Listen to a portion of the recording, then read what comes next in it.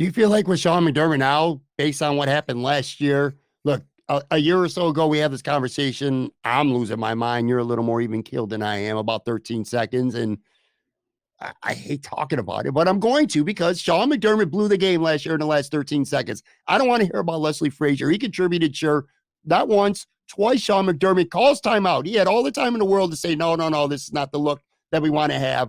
Sure. And Kansas City got 2 freebies to get in field goal range and send that game in overtime. And then it became about a coin flip. Should have never came down to a coin flip. Sure. So anyway, if you're mad at Sean McDermott over last year's 13 seconds, which I am, and I think a lot of fans are and should be, when you look at this year and just, again, I know the excuse, and it's not, I hate using the word excuses because excuses just doesn't sound like the right word to use here, but right.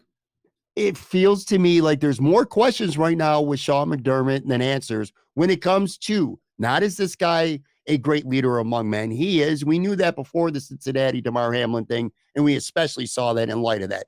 That's not to question. He gets his team ready to play during the regular season. They win a lot during the regular season, but he's not the same coach in the playoffs, it feels to me. Now, the competition is always better in the playoffs, of course, as well.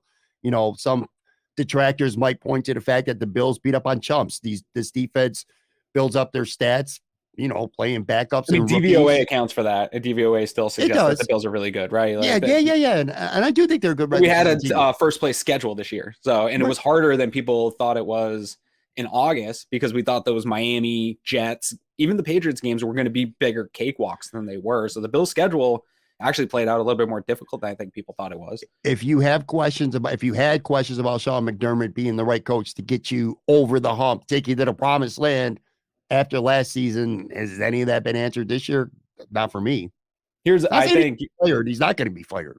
He's not going to be fired. The hot seat doesn't start until if the exit's similar next year, then the hot seat starts. He's not even fired. You're starting the hot seat then, in my opinion.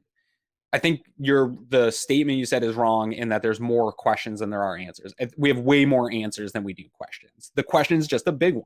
Can he do it when he get his team ready when he needs to the most and get them over that hump? I don't know. I don't know if Sean McDermott's the guy or not. I think. Do you feel he coaches differently in the playoffs than he does in the regular season? It's hard. Do you notice it? It's tough. I mean, they're very different scenarios than they've probably faced. The way they got punched in this game wasn't really something that they faced a whole lot over the last year. I think Brandon Beane is right. Sent back to that Indy game where they really got beat up and pushed around the field. And so that's a different situation. I do think that he's made mistakes, but again, Pat, I'm big on viewing our team and comparing them to their peers across the league. I would urge everyone to go back and watch last year's postseason, which people thought was one of the best postseasons in the history of the NFL because it was all one-score games down to final possessions. It was great football. Coaches were just fumbling all over themselves that entire postseason into the Super Bowl, man. Go back and watch the final 5 minutes of that Super Bowl. Neither coach wanted to win. They both made mistakes and put their players in positions to fail. I think it's more common than people think. I think coaches are seasons end more like Sean McDermott's did more often than not. Only one team wins the Super Bowl every single year outside of Bill Belichick. It doesn't happen with consistency. Most coaches go out like this. We want to get that one. I don't know if McDermott's the guy.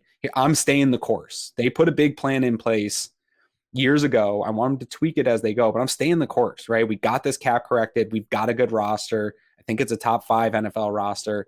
I want to see this out. I don't think he's Marty Schottenheimer. Greg Vorse, Cover One content creator, put out a great tweet of he has to go 1-13 over his next few postseasons to get even towards the record of what Marty Schottenheimer had in the postseasons. Not that same conversation. I think he's closer probably to Jim Harbaugh, Mike Tomlin, maybe even Sean Payton just on the offense or defensive side of the ball, in that that's okay to have sustained success and be in the playoffs and be a team that's competing each and every year. I think we look back at these coaches and these teams and think that they had more success than they did. But again, I think most of them ended their seasons in similar manners or similar fashions to where Sean McDermott is right now. Andy Reid the amount of choke playoff losses that Andy Reid went through before he and Patrick Mahomes won a Super Bowl is astounding. I would still take those 20 years of Andy Reid coach teams versus the 17 years of going up and down with mediocre coaches and changing every time something goes wrong that the Bills already had. Like, I'm willing to ride this out. There is a spot where we got to move on from McDermott, but man, I think we're a couple years away from that conversation.